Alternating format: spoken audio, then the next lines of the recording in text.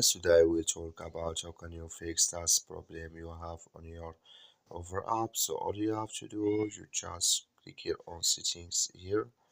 So then it's going to take you to next CPR. Then all you have to do, so it's going to show for you like this. Then you just go down here. So then you click here on apps. Then come to next CPR. Then all here can you looking for over app, or just click here on search here in app. So then here add over up here, then you click on it. So then you come to this list here, click here on for stop, then you click here on OK.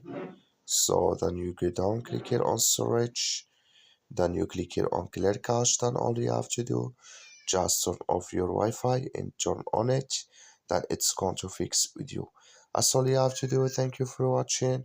Don't forget to support us by liking, subscribe.